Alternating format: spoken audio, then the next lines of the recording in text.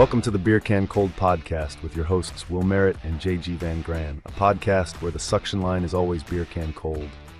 Take it away, boys. Did we hit record this time? Only took 2 times, but we got it.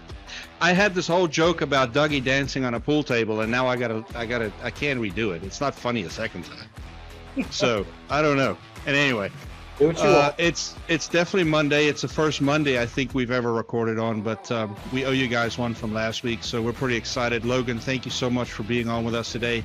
Logan Marshall from Bluon. I'm pretty stoked about this one. Ooh. Everybody knows about Bluon, right? Everybody's talking about Bluon. Yeah, it's definitely pretty well known. I mean, from the technician level, I would say for sure. I mean, more and more leadership and contractors on the upper end are definitely taking notice now as well. That's Nice. awesome, man. We're so excited to have you here. I'm a little out of the loop on where I was been gone from distribution for a while, but we've hung out a few times, some trade shows and different events. I do know what's going on. But yeah, give us your background, Logan. Logan Marshall from Bluon Incorporated. Just give us like where you're from, how'd you get started in the business, and roll with it. Yeah, we'll head back about 25 years. So I'm Logan Marshall, Director of Contractor Alliances here at Bluon. What the hell is Contractor Alliances? Is pretty much the eyes and ears to the ground for contractors to understand what their needs, their struggles, understand and be able to relate with them on a personal level and be able to help them in any way possible. So not just Bluon, but all kinds of other ways as well. But a lot of people see me moving around the country. I see a lot of you guys around the country, but the story really started. Yeah. The story really started 25 years ago when there was a 14-year-old kid chasing a girl. That's what happened. So I've heard this story. Well, this is a good one. Oh, all right, let's roll. I got a beverage. Let's roll. Yeah, I got lucky. The girl is my wife now, but her dad actually owned the HVAC business. And when you have 5 daughters, that means you always have labor. So I got put to work. I was fetching tools and hitting crawl spaces and doing installs and maintenance, service, sales, operations, all the way, any seat and hat you can think of. So that was the family business side. And I eventually got to cut my teeth in some other sectors and everything as well. But yeah, that's pretty much how I got started. Well, Logan, and I've always said, and when we used to chat last year too, I used to say how cool it is that I think you can help contractors because you were one, right? Yep. It's always easier when you've been one. Yeah, no doubt. Yeah, I've faced a lot of the same struggles they deal with. Some I haven't seen before. I get hit with those all the time too, but that's one thing I like to tell everybody. I may not be the resource to be able to help you, but I damn sure find you one. So, well, that's the thing. It's about who's in the phone book, right? It's really right. So, do you have anybody in your phone book that currently has 454, Logan? Ooh, I actually do. I don't know if they want to come off of it right now, but I do know a particular someone in the West Coast that has a pretty good warehouse full of it. I think we might know the same guy then. Yeah. It's out there. I mean, yeah, it's it is expensive as hell, but it's out there. No kidding. Tell us a little bit more about Bluon, because I know that my company had a demo with you guys, and we're pretty interested. This is the Technician's Friends app, is the way I referred to it the other day, and I really think it is. Tell us a little bit more about it. Yeah, I mean, what began as, we originally began as a refrigerant manufacturer. Mm-hmm. That's kind of how the whole library of knowledge actually began. It wasn't because we were all sitting around and thinking of all this data. It was really just us building a refrigerant product that we were taking to market and got through all the EPA mess and all those other long story type things there, but it was really getting adoption from the technicians. So our CEO Peter, he calls technicians the guardians of the industry when it comes to products. If they don't adopt your product, then it just goes, it dies. That's right.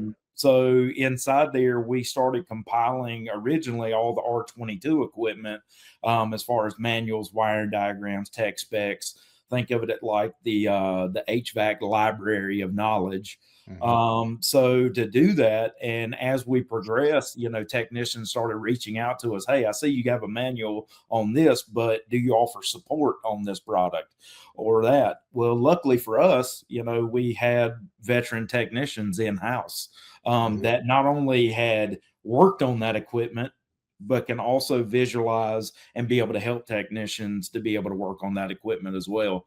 Some of them even had instructor backgrounds and the whole 9 yards. So pretty fortunate on that side to be able to help out. But That's awesome. we've quickly took the data road to be able to help more with the data.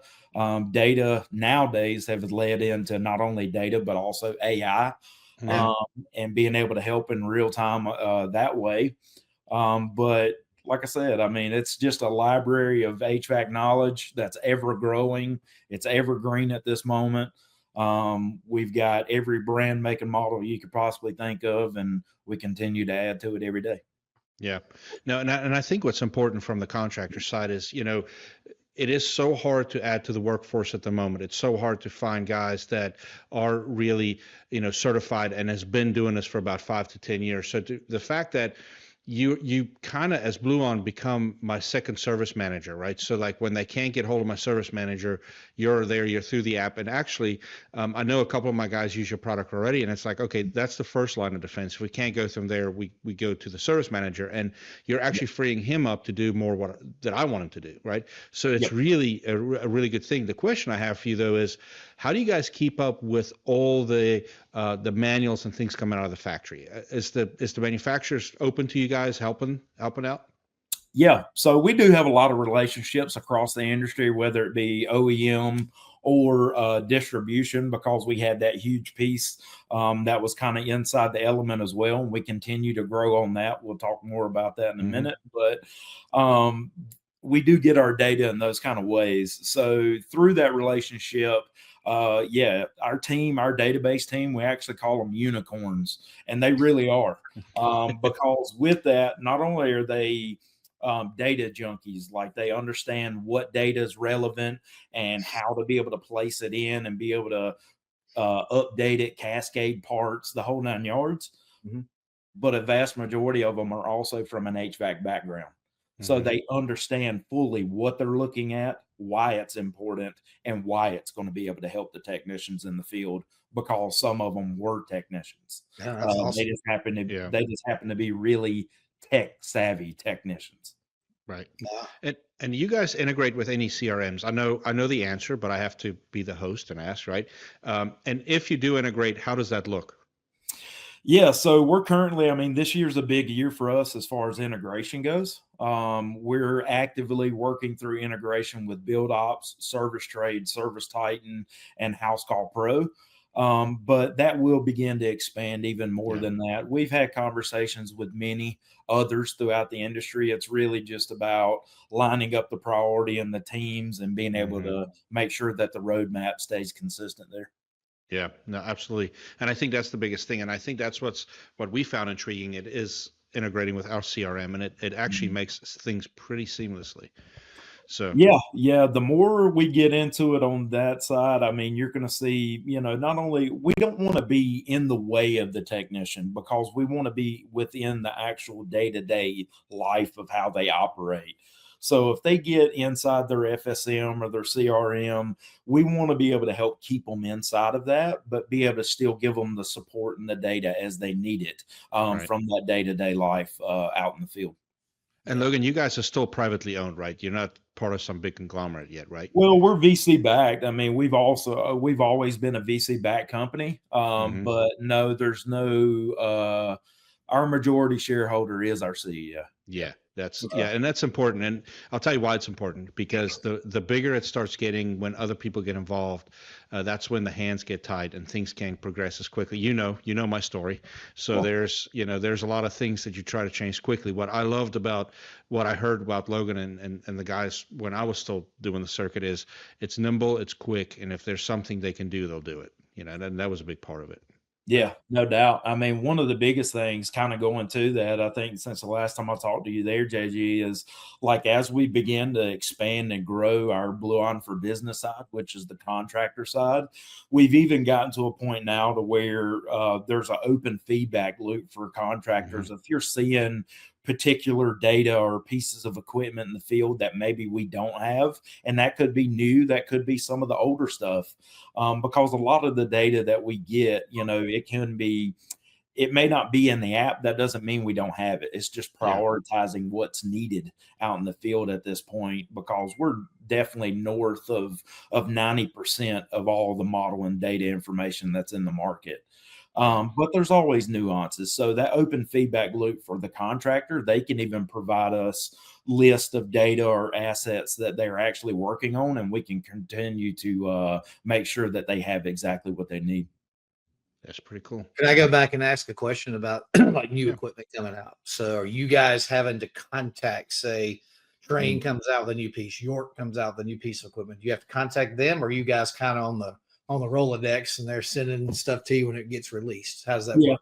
Yeah, it kind of works both ways. In that relationship, depending. I mean, there's some that we don't have as good of a relationship with, but we have ways of finding that data and being able to get it if it's in the open source. But with that, I mean, the relationships that we do have, they will provide us the data, because even for, some of the acquisitions we've done and some of the data that we've collected over the years, the fun thing there is even some of the OEMs have lost some of that data throughout the years, and we've been able to provide some of it back to them to be able to help them make sure they have what they need. But they understand full well too that we have such a large base of technicians that utilize our platform that they just want them to have the right data at the right time. So it's not a competition type thing or anything like that. It's really just getting back to the source that technicians need information, and they're going to find it one way or the other. It's just either going to be a good experience or not a good experience. So we're just trying to create a better experience to where they can, just have a resource directly to it. And then I think you guys have some partnerships built with some of the distributors, right? So you guys actually have some visibility to parts availability? That's coming. Yeah, for sure. Okay. The parts availability side. So we originally launched a marketplace to begin with. And to be honest, we shut it back down because the experience wasn't exactly what we wanted it to be. Reason for that being, it wasn't necessarily that, it was fully on distribution or, whatever on our backside. But the case of the matter was that it was pretty much a digital will call is what it was. And inside there, the technician, when they sent the part over to the distributor of their choice, it relied on the counter staff to be able to reply back to them on what was available, what their price and what that would look like. That side of it was taking longer than what we expected and what the technicians and contractors expected. Right. So inside there, we did pause that. But what's coming now is integration directly with distribution to where we're going to be able to not only empower their commerce and their brick and mortar, but also be able to provide them with more information and just make it a better experience on that side to where the technician's not having to wait on another human or another process to be able to get back to them. That's strong. That's battery acid strong. Well, that kind of takes me into, I said, all right, I'm a technician. And so let's take it through a real world scenario. So I'm out, I'm on a heat pump, and it doesn't matter, it could be whatever brand. And I come to find out it's the defrost board is out or whatever. So it's OEM to the particular manufacturer. Take me from there. What do I do? Yeah, inside the Bluon app now, they can quickly, I'll start a little bit behind that. So I'll show the experience on that side. They can quickly get to the model number they're working on by scanning that model data plate. It's going to be able to pull up any relevant information on that piece of equipment, whether it be the technical specs, the warranty, the model age range of that equipment, and also the model number, serial number, so they can transfer that over to their FSM and capture that data. From there, they can go directly to that model number within the mobile app and be able to see the full manuals, wiring diagrams, and parts list. So we're talking about a defrost board here. inside of our database, not only have we got the largest, build of materials list or database on all those models, we have over 20 million models inside the mobile app now, but they can also see our cross-reference tool. And we have the largest cross-reference tool in all of HVAC. So our cross-reference goes from OEM to OEM matching and OEM to aftermarket. Okay. So if we're talking about that OEM part that you need, we're going to be able to give you more shots on goal, no matter if that OEM part's available or not, to be able to get that job done today. So inside there, they would quickly be able to see that cross-reference list and then communicate directly. They can actually share that part info, whether it be the model number, the part number, everything that's relevant to that distributor now by email, text message, or just simply call them and tell them what the part number is instead of asking them what part number I need. They know now which one they need. So they can call in and speed that process up. Yeah. Yeah. Well, so it sounds like ultimately you're going to be connected through their database and e-commerce. So, all right, I'm just going to get a real world scenario. I'm in Raleigh, North Carolina, and I'm working on a York unit. It's an old E4FH heat pump. And dear Lord, you went way back. I don't feel that old, JJ. I could do that.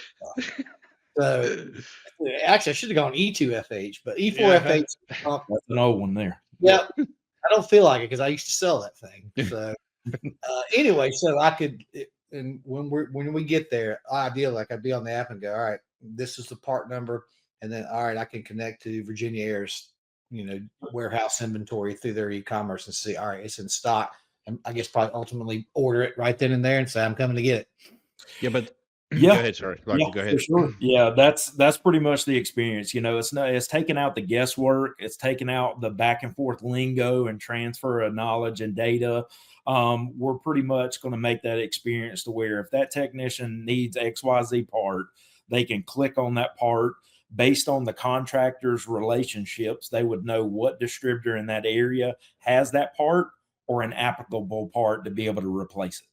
So they can be able to get real-time price and availability and get that job done. Now, one other catch to that, inside the mobile app, even on Marketplace 1.0, we did launch delivery inside the mobile app. So I'm sure that will take place again. The delivery on that side is very seamless. And when that takes place again, it will be able to make sure that technician has an option to either leave the job or don't have to leave the job. They can go ahead and be replacing parts or getting Mrs. Jones back online a lot quicker. It's Uber Eats. It's Uber Eats for reversing valves is what it is. Well, that's what I'm thinking. I mean, they're saying they're getting ready to employ the drones here. Yeah, that's right. So I could just see you're sitting there, kick back and rest for a few minutes. It's 95 degrees outside, and all of a sudden here comes a drone, drops your part. I could see it in the not too distant future. Yeah, there's definitely a future of that, I'm sure. For now, we're still running on the ground, but they even in Marketplace 1.0 that we had, we built it out to where it was so seamless that it was just understandable. Like I said, fortunately, we wanted the experience to be a lot quicker and simpler, but inside there, the technology was already built. So they can simply connect with that distributor. They can actually say, see the price for what it would take to have it delivered in real time. And then from there, it would actually attach that price to their PO for the distributor. So it wouldn't be another cost, another PO, another price. It would all be tied to that same job. So that's something that was seamlessly integrated, which I'm sure will be back in the future. But I think there's something we're glazing over. So I want to go back to Will's scenario and a couple of steps back, right? So I'm a young tech. I'm at this heat pump, and I have issues troubleshooting that unit. Oh, yeah. I just teed you up, buddy. Go for it. Swing for it. Yeah, normally right now, what's normally happen? They're either banging their head on the wall for some obscene amount of time, killing your billable efficiency, or they're lacking the confidence to be able to move forward or have that conversation with Mr. and Mrs. Jones, or they're taking other team members offline. That's exactly what your guys are doing. So with that, that's a huge billable negative. That's one thing that our AI has definitely been able to help with. We do consider ourselves that first line of defense, kind of like you were hinting at earlier, JG. If your team is blowing your service manager or your other team's phone up, then we want to be able to free that time up so they can focus on the growth or the KPIs that they need to be focused on. So inside Master Mechanic, it is a library of knowledge as well. So it was built off the back of our live tech support calls, which we answered hundreds of thousands of hours of live tech support calls over 5 years. So we built that in the backbone of our AI. And now it's taking in thousands of answers and questions a day to be able to keep growing that knowledge base. Yeah. But inside there, they quickly go there. They can ask it the questions they need. They can ask it the questions they're typically a little embarrassed to ask you, and be able to get the information and knowledge they need to be able to help them in real time without having to blow your phone line up. Yeah. And I think that's the big thing, right? And so it's the confidence piece. I was a young technician sitting at a unit going, what in the hell are we going to do here, right? And then it's like, okay, it's parts roulette at that point. You start just changing out things and it doesn't ever work, and the callbacks and stuff. And so in our company, the callbacks is a big KPI. That's what we use to coach. And I'm telling you, to have that capability to actually have you guys on standby to where it's a quick, you can chat with the AI, or I think if you don't feel comfortable, you can actually still talk to a live person, right? Nope. The live person side is 100%. That was my other question. Are we live or are we AI now? It's all AI now. So what happened there was when we launched Master Mechanic, from 1 year to the next, we were fielding in anywhere from 600 to 700 plus calls a day from the peak of summer. Wow. To the next year, once we launched Master Mechanic, it was actually taking in probably 90+% of that. Oh, wow. So inside of that, Master Mechanic became that resource that technicians were, not in fear of retribution to ask the questions they need. But also, it's just like any other technology or any other thing, especially technicians. If they learn, they don't have to spend time or take time to be able to get in touch with somebody or wait on hold or do that kind of stuff. They're going to resort back to that option more than not. So inside there, they began to ask more and more questions, and we began to build and get better on not only knowing exactly the models they were working on, but knowing the most issues and actually helping technicians understand how to prompt AI. Because let's face it, I mean, when we launched Master Mechanic, or when AI came into the trade space, we were all early adopters.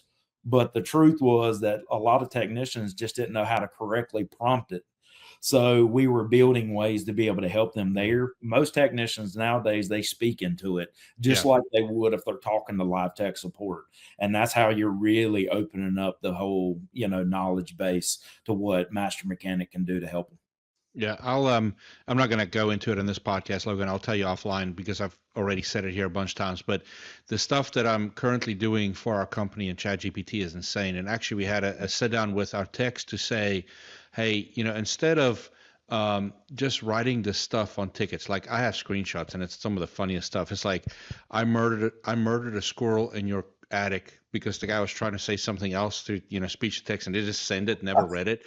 It's like, okay, so he's known as the squirrel killer in the company currently, but we're even, well, we're telling them, use it, talk into it, and get the tickets to be better, and build yourself some templates. Now, some of the older guys, they don't want to mess with that stuff, but the young guys, man, they're embracing it. They're understanding how much easier it's making their ticket process and everything else. I'm old school. I used to have a clipboard and a stack of tickets in my truck, so for me, this stuff is new and it's cool, and I'm kind of excited. Yeah. Yeah, I mean, that's great. The team's utilizing it in that way. That's one thing that we did take note of that was actually mentioned through most of our technicians utilizing Master Mechanic, is what comes after a technical diagnosis is normally job summaries. Right. So we have done some updates, even I believe since you even seen it, on how we produce summaries. So summaries are shined on in two different lights for us. So there's one as far as the technical summary based on the actual technical diagnosis that Master Mechanic just helped that technician with. So that's more going to be used for like internal purposes, like service manager, another technician that may have to come back to that call 6 months or a year from now on maintenance to understand better what that customer had to deal with. So those are the technical summaries, and it's based off of true live support or the issues that they had on that model number.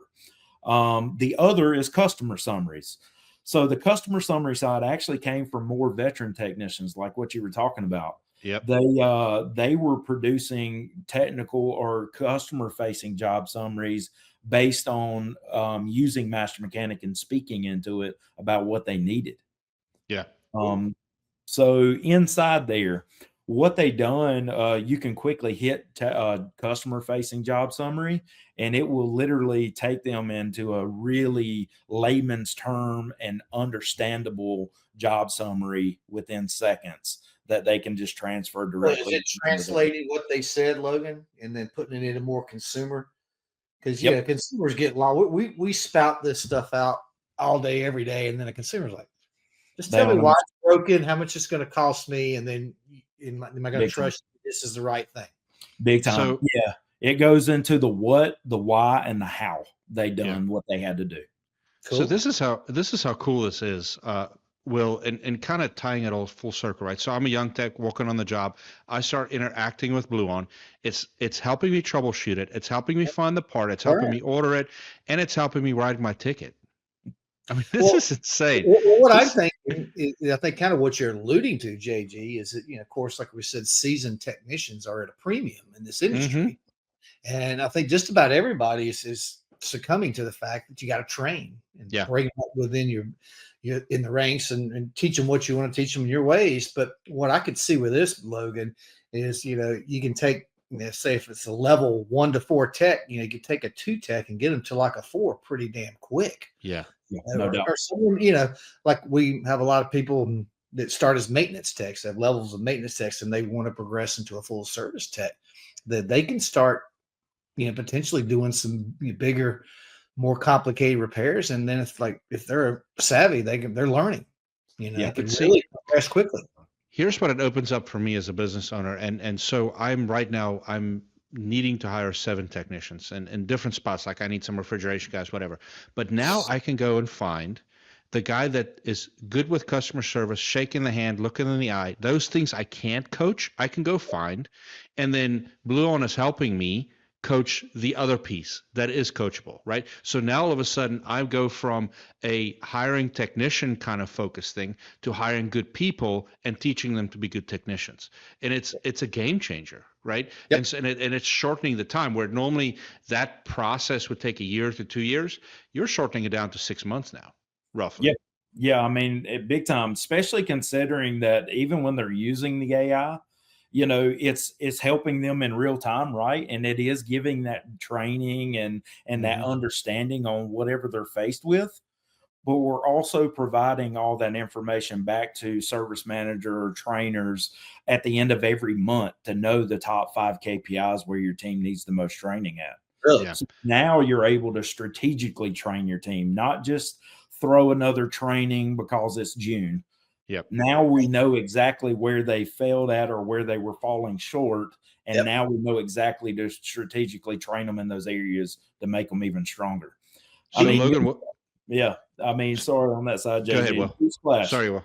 Technicians index everything nowadays. Mm-hmm. They want to know a resource to be able to go to find the information that they need. That's right. So when you provide them tools to be able to help them with that, they retain knowledge at a much higher rate. Yep. So that's what we're able to do with that. Now, I was just going to say, weren't you speaking about that on LinkedIn a few days ago, a couple of weeks ago? Yep. I'm talking about it a lot. Yeah. I think I saw it. So, anyway. Well, and for me, so I just did it today. So May is over. So what I do is I actually Logan, because of the guys I worked with a couple years ago, I learned how to take my chat and coach it, right? So I'm coaching my chat saying, this is my KPIs for the month. Here's my technicians' disc profiles. Here's how they did this month. And then it for my service manager, I sent it to him like 2 hours ago. It gives him per technician, this is what he needs coaching on. This is how you speak to him. This is how you do these things. Now, if I take this Bluon component with it and it brings the technical piece to it, all of a sudden I'm having a very powerful 30-minute conversation with a technician early in the morning to say, hey, you did great. I know how to speak to him. I know how to speak to him about his numbers and his technical abilities. And it just, that brings the coaching up to a completely different level. And since we started doing this, our average tickets has jumped by a lot. And it's like, it's just because we now know how to talk to them. We know what they're struggling with, but we know how to present that to them. Yeah. So it's this stuff is really cool, man. And it scared one of my techs. He was like, man, I don't know about all this AI. I'm like, just trust me. I'm not going to sell your soul to the devil. It's to help you make more pay. Like literally, you are going to be better and you're going to be earning more and the company is going to be good. And by the way, forget the pay and stuff. You're going to take care of our customer better so we don't have to go back in a couple months. Everything is going to be great and, taken care of. And so I think this is a big deal, man. This is huge. Yeah, no doubt. I mean, AI as a whole, I mean, let's face it. I mean, I think everyone is using it in some way, form, or fashion now. I mean, especially in the trades, from the back office to the field to, the financials, whatever the case may be. I've never seen anyone get less smarter from using AI. So, that's the thing. AI might get less smarter from some people using. Yeah, that could be a true statement. But the fact of that is not only is it helping them with technical abilities, but there's also, we tell everybody, the art of the possible within Master Mechanic is anything they could be faced with on an HVAC specific world. So with that, if it's communicating to a customer, we're not a sleek sales tool, we're not any of that, but we do understand breaking down apart and understanding how to teach or be able to help them make it make sense to their customer. Yeah. So they can utilize Master Mechanic in that way and everything too. So how do I best describe why your static pressure is making a difference on your system? Or how do I explain this UV light? Those are things that we see all the time within it, and it's going to be very detailed and specific, not an open source. That is one of the biggest differences between us and ChatGPT. ChatGPT has gotten really, really good at a lot of things, but it's not specific to any one thing. Yeah, no. So, and it's a couple of years behind, by the way. Don't think you're going to pull real data from it. Like, you need to use it to learn how to speak to people, that type of thing. You're not going to pull like what happened yesterday type of stuff. It's not. And it actually puts that disclaimer. And that's why I love the fact of how you guys do it. It's real time, right? It's real time information. Yeah, real-time information, historical vetted information from HVAC. I mean, we do still, I say we have our AI, but we also have our HI as well, the human element on the backside of it. That human intelligence on the back end is still fielded from our actual veteran technicians in-house. So that feedback loop, if a technician says, hey, maybe this question wasn't complete or it didn't help me fully, whatever the case may be, and they have to call their service manager, then they can give us that feedback. And not only are our veteran technicians, myself, some of our others on our team, going in there and layering in the right answer, but we're also layering in our experience based on working on that equipment. Yeah. ChatGPT is not doing that. No, it's not going to do that. No, it's really cool. What is in the future? What is in the next 6? So I know how this conversation goes. What's in the roadmap? What's 6 months? What's 12 months? What are we looking at? Yeah, anything you can share? If I told you, I'd have to kill you, right? Yeah, I figured. No. I mean, really for us, I mean, we're head down, our growth pattern for, helping contractors as a holistic approach is really doing well. You mentioned earlier about callbacks. That's one thing that we're really focused on and everything too. So minimizing callbacks. We're in the heat of summer, getting there. And now is where a lot of teams, if you're tracking at 10% or higher, we've heard higher or lower, we want to minimize those callbacks so you can put all that money to the bottom line. Yeah. That's how we begin to grow our teams. You talked about earlier needing 7 technicians. Well, you start putting more profit at that bottom line, and you're going to have plenty of opportunity to be able to feed more mouths. Yeah, So absolutely. inside there, we're focused on that, and there's so many different ways our tool can do that.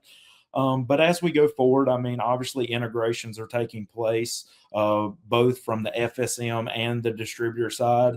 And those are really going to be key steps to being able to get contractors down to some really efficient tasking and being able to make sure that they're getting the help they need in real time. Price books have always been a struggle. We're dealing with some really high volatility in pricing right now across the board. So being able to actually see what a true price is and be able to manage those price books, that's going to be some pretty sweet stuff. So that's coming like a real time. Sir, you have just piqued my interest big time. Because guess what I'm struggling with right at this moment? Price books is a thing, right? And we're a little bit diversified. We do kitchen refrigeration and stuff too. So I'm just trying to, I think one of our big focuses now is to get all the pricing more aligned and the way we do pricing throughout the company. So yes, you just piqued my interest. So timeline on that by chance? Yeah. I would definitely say probably, I mean, I would like to say by Q3, Q4. I mean, it depends. It's 2026, right? Things take place, but that's definitely something there. Once we can get to real-time price and availability, then that piece of the puzzle is much easier. Oh yeah, and that's going to be huge. Absolutely. So this is what we do every podcast right about this time. I already have one teed up. We normally step away from heating and air, and this is when it gets weird, Logan. Like we've had Bigfoot, we've had all kinds of stuff. So what was my last question, by the way, on the questionnaire you didn't read, JJ? Well, one thing about us as a company, and even me as a person, I don't operate within a box. So there you go. Yeah, I like staying outside the box. Well, you said one thing earlier, so let's get into the personal side of things. So you said shots on goal. So are you a hockey fan? And if so, who's your team? So I'm from Rock Hill, South Carolina. So we're not a hockey state, but shots on goal. So I mean, I'm not a hockey fan, but I've grown to like the Hurricanes, and I watch. But I do love hockey. Yes, so hockey is pretty awesome. I wish they would have had a hockey team around like they do now for the youth when I was growing up. That would have been sweet. I could have transitioned from football to wrestling to hockey and just had the whole full spectrum of. No, that's the wrong transition. No, Logan. See, and actually, do you know how much rugby I've coached and played in Rock Hill, South Carolina? See all those trophies up there, buddy? That's the transition. The ice hockey costs too much. Rugby, you need a set of cleats and a mouth guard and a will to knock someone to the dirt. That's about it. That's fun. It's just not. I mean, there are a lot of rugby clubs around here now too, like you had mentioned. So I get to see that a good bit too, but. I think around here it's still mainly for us in Rock Hill, it's football and wrestling. Yeah. But we absolutely is. So hang on, wrestling, it just triggers something in my mind. So it's what, Benford Brewing down your way? Yep. There is midget wrestling. Can I say midget? No, you can say little people wrestling. Challenged wrestling. Yeah. No, but a customer of mine told me about that one time, and I looked it up. And it's like a professional circuit. Mm-hmm. So it was coinciding with our fantasy football draft a couple of years ago, Logan. So we were no. Shit, we're going to get a van to pick us up and take us down there. And you could get VIP seats on the front row. VIP seats. You'd meet them all. So I looked at some pictures. I said, this is right up our alley. And of course it didn't happen, but we talked about it. I'm just curious. It's down your way. It's not in Rock Hill. It might be down more towards Langston. No, it's more. You need to look it up then. It's more south of 77. Yeah, it's down further. So, no, my wrestling stuff is more on the other side. We're not in it for entertainment. We're in it for, the gladiator style sport. It's one-on-one, and it's best man standing or woman now. So you're not doing like a tough man contest, are you? Do enjoy some of that too. You know, mixed martial arts has been a big part of my life and stuff like that too. Nice. You know, I haven't been as near and dear to it over the past, decade as I should be, and I kind of kick myself on that. But it's definitely, I'm having that urge to get back in the gym and get a gi back on and start going back at it.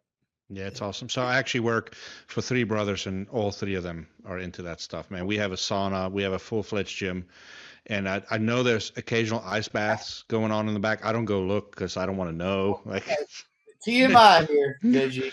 But they're very health conscious, and it's open to anybody that works there. So I've actually been working out a little bit more. But the funny thing is, rugby, we normally look for wrestlers and basketball players, soccer players too, but wrestlers because of the close contact stuff we do, basketball and soccer because of understanding space.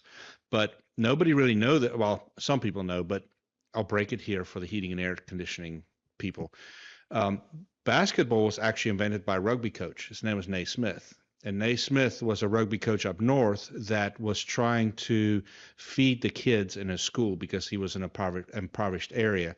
And so he created this game in a barn in the winter where they put fruit baskets up, and they could do all this like coaching to get them better at rugby and understand space. And that's where basketball came from. And so that's how it was born.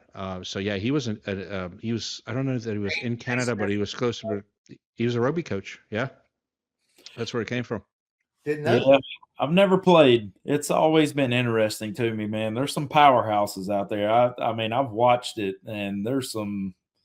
It's pretty brutal. It's good stuff. It's not as brutal as you think it is. So my kids play, and so I've put one through college, and the second one's on our way to college to go play. And it's actually, if I can say, because I've coached a lot of football kids, it's a lot less contact than football. I'm actually more scared of football than I am of rugby. Because it's all that pad and the plastic and all that mess, There's. I don't know. Well, if you really want to get into the heat of it, come to a Rock Hill High School wrestling match, or come to some local wrestling matches if you want to see some really fun activity. Yes. That's my sport. That's been my go-to since I was about 6 years old. So that's awesome. So I do have a question. I want to pivot a little bit. So you've been hitting the circuit pretty hard, and I know you travel a lot. I did it only for about a year. I know, Will, you're still doing it.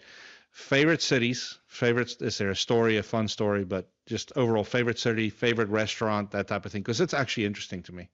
Yeah. Ooh, yeah. Favorite city by far, definitely. I've spent some time there with some friends over there. Utah. No kidding. Salt Lake, right outside of Salt Lake City. I've become pretty fond of it. I've not been there. Our friends over at Any Hour Services in Orem, Utah, it's about, 35 minutes outside of Salt Lake City. Really beautiful, just surrounded by mountains and just an awesome place. Favorite food? I don't know. Yeah, that's a tough one. I mean, I've been to a lot of places. Yeah. So there's one spot in downtown Phoenix, that's got probably some of the best sushi I've ever had. And I love sushi. I don't eat sushi, but the guys went there one night. Yeah, I actually like Phoenix. It's a complete hole in the wall. You would never think it, but it's the best place in Charlotte. Yeah. Logan, since you're in Rock Hill, I don't know how much you get up here. Best sushi in Charlotte is New Zealand Cafe on Monroe Road, and it's in a strip mall, and it's nothing fancy, but it's like you go up there and they've got the best sushi joint things lined up all around the space. But no, it's delicious. So if you like sushi, New Zealand Cafe. All right. So, Will, where in the circuit areas, where did you like? What was your favorite city? Well, I mean, it's all changed now. What we're doing. I mean, what we talked about. We used to travel to the factories, Logan, and so we would go to Norman. And I guess it really was in Moore. Oklahoma, outside Oklahoma City, but always we say that place is Sooners legend. That was just great because it was a local place and the food was great. I mean, did not go home hungry type of place. So I don't know. I love good food, So that one comes top of mind. We just spoke about it a couple of weeks ago. Logan. So I just remember that one. But There's another steakhouse that's in downtown Phoenix. I can't remember the name of it. I got some friends of mine are probably going to kill me for saying that, but yeah, it is. We've been there a couple times now, but no, it's like old school mafia style, like even bottled here in Charlotte too. Yeah, you walk through. They walk you through the kitchen, like through the backside of the kitchen, to be able to get to the restaurant.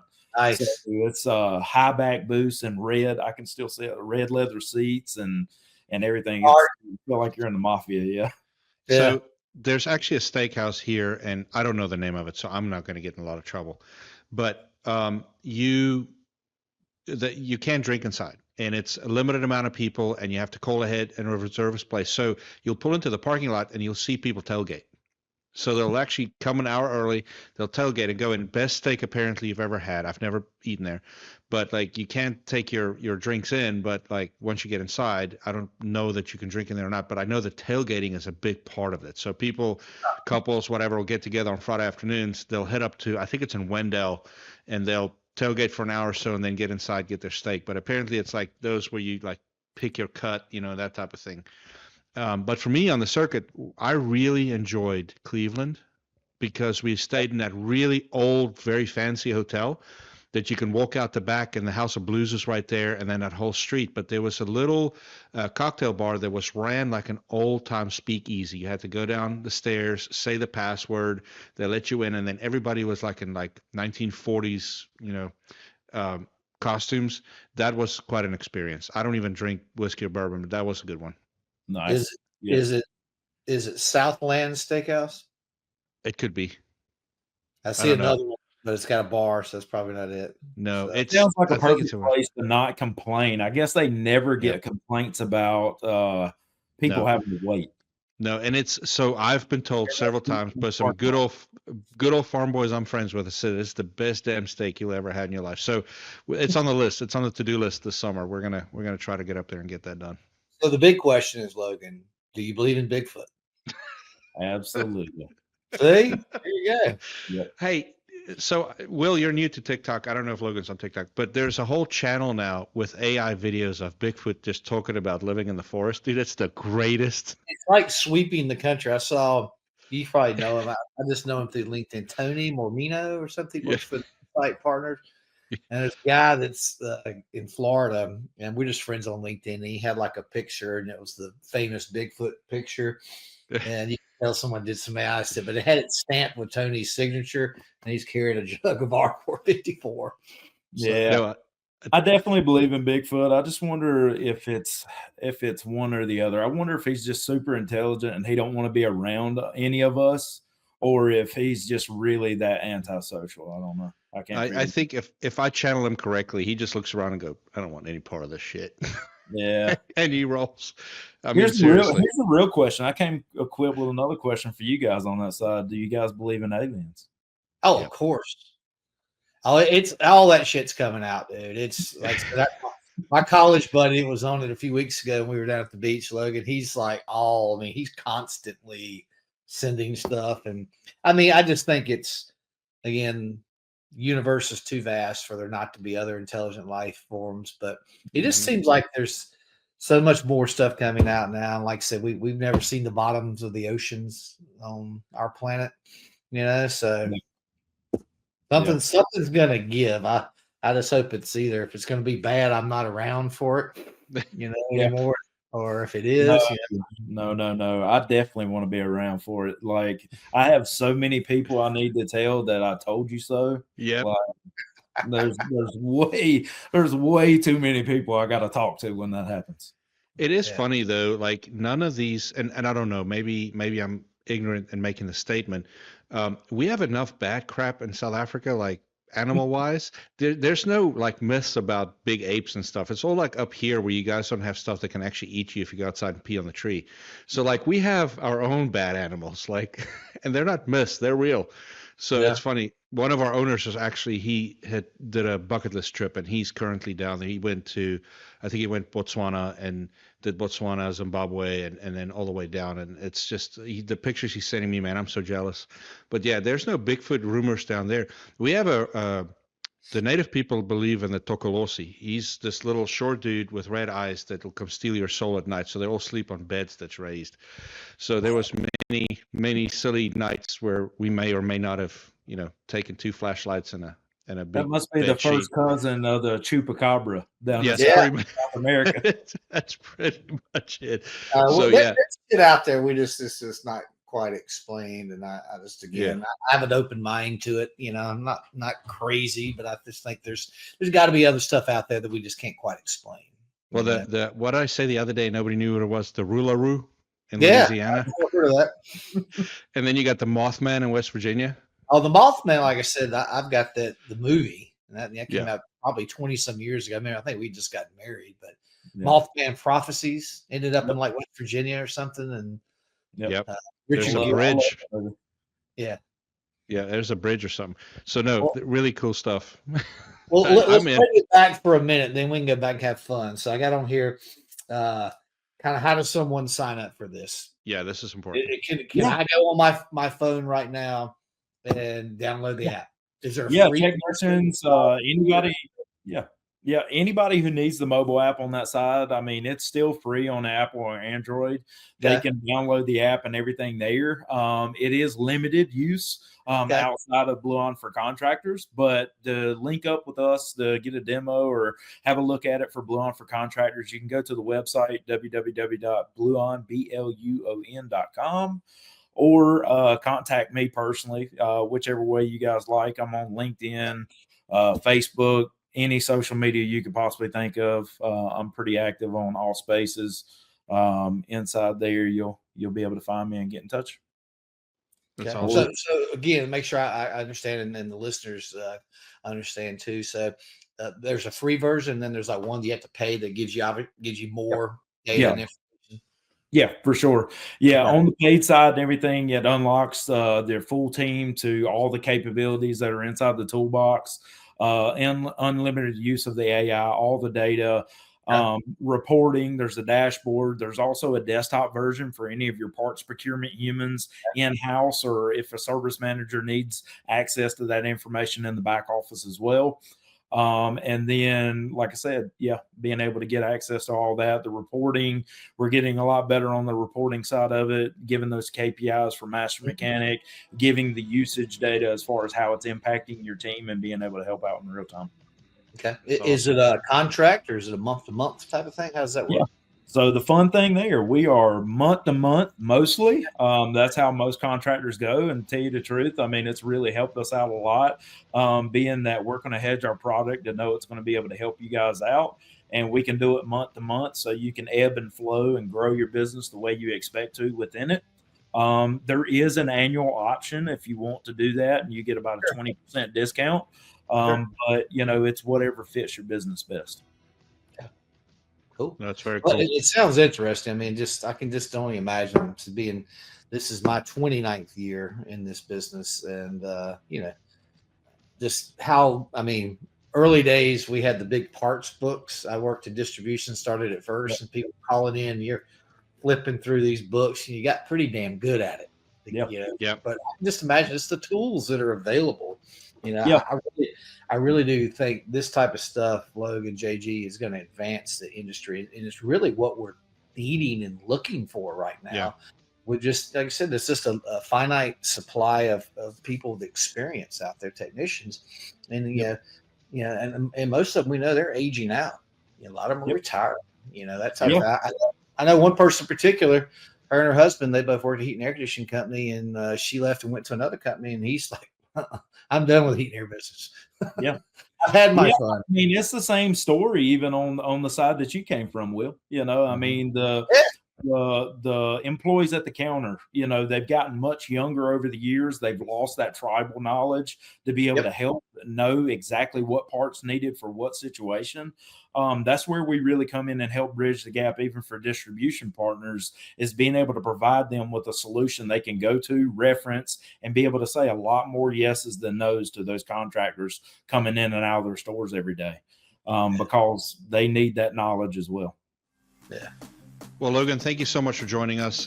This was an amazing hour, and I really hope that this brings you guys a lot more business, because I think this is an amazing thing. And the more I can go just focus on hiring good people and then having resources like you to coach them and being good technicians, it makes my company better. It allows me to provide better customer service and everything else. So thank you so much for being with us.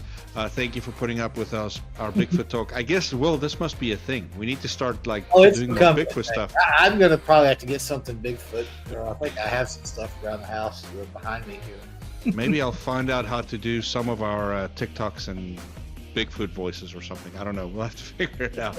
It's trending, and the 454 elusive Bigfoot thing, that's definitely trending. It seems to be. So, well, thank you so much, guys. It was a great afternoon. And Logan, good luck on the trail, Yes, and we sir. hope to hook up with you soon. Thanks, Will. Yes, sir. Thanks, Logan.